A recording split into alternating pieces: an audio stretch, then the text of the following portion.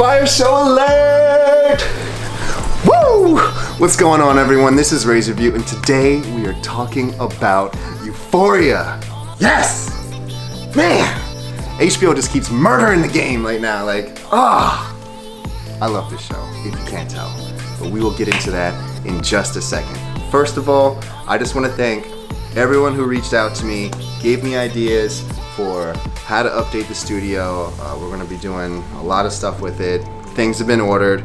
More for that to come. I want to give a special thank you to all the people who reached out to me on my Instagram, Jacqueline Ortiz, giving me many ideas. Thank you so much. And yes, we are giving away Nintendo Switch this month. We'll give you the details for that at the end of the video, but let's talk about Euphoria. Whew.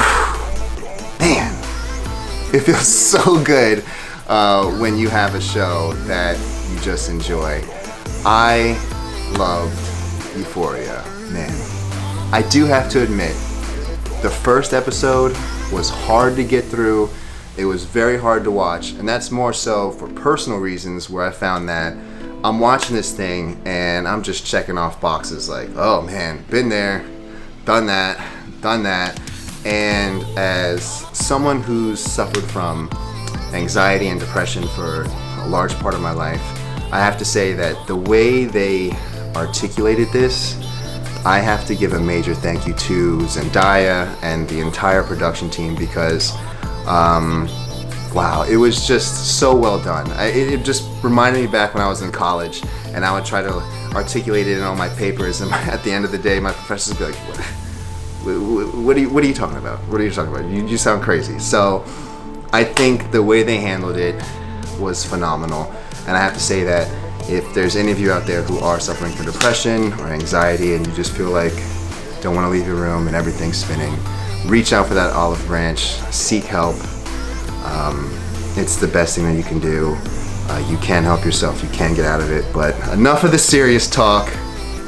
Let's get into the show. Man, I don't even know what I like most. I'm still dancing for the music. Labyrinth killed it. And Labyrinth, I need you to release this album, because I have been rewatching scenes with all my favorite songs. You got me. I need this album. Man. But let's get into some of the other things that I liked. So it was funny. I watched a few episodes and I was blown away by the visuals. I think that's what the big standout for this show is. Like, every episode is so beautiful and so cool that I called up my boy Gio, who's a cinematographer, and I was like, yo, Gio, did you watch Euphoria? And he hit me back and he was just like, bro, visuals, A1. The coloring, Blade Runner. Enough said. The coloring was so good. If you like Blade Runner, this was just my steez through and through. The camera work was just so well done. I think back, what was it? The episode where Jules goes into the city and they're going into the nightclub, and then it starts with them going upside down and it follows them into the club, and then the camera flips over again so that now it's right side up after looking at the visuals of the ceiling, or when she's going up into the apartment and it follows them up the staircase. Beautiful work. I absolutely love this show. Oh man, I'm still gushing from it. The hardest thing about this show for me is watching MindHunter after it, because how can I get into being an FBI agent when I'm still in Euphoria? Man. Okay. I'll try to simmer down just a little bit.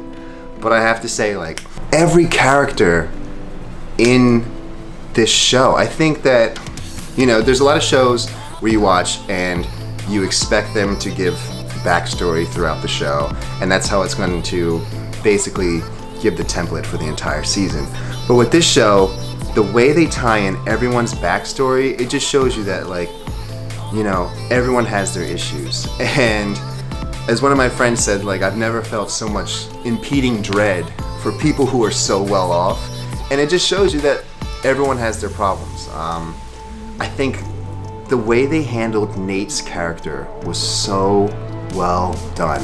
He is a sociopath, And I want to say, I can definitely argue that he might be the best villain out of all the shows this past year. Like, I think the way they said it is like, he's smart. He's not just a jock. And the way he's just so cold-blooded and manipulating people and blackmailing them, I think he was just great. The acting was phenomenal. Like, I love the scene when he beats up the dude who allegedly raped Maddie, and he's just sitting there in the room, and he says to him, he's just like, you got two options. You're not good. And then he's like, you have a broken neck. Sit down. I'm not gonna hurt you. I'm not gonna hurt you.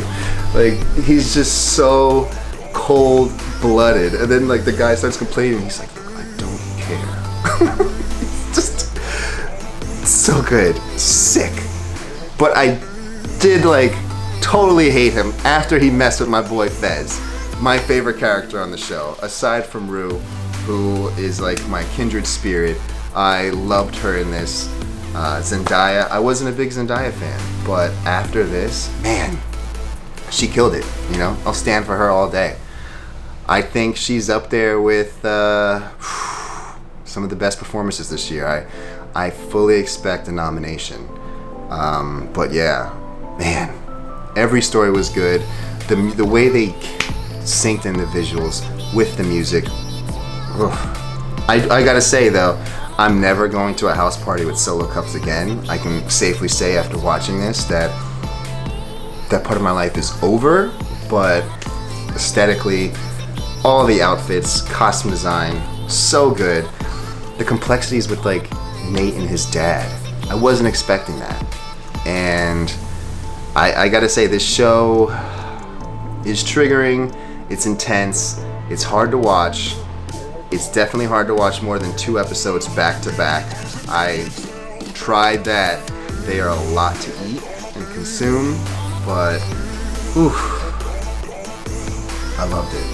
I was talking to some of my friends and they said like, yeah, they romanticized a little bit of that culture too much, and you know, if that's what's going on in high school these days, that's a lot.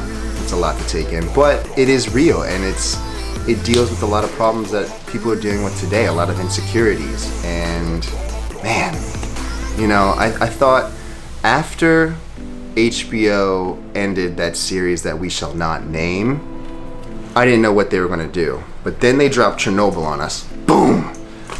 And I was like, okay, you still got me, HBO. And then everyone told me about Euphoria, and I was a little apprehensive to start it.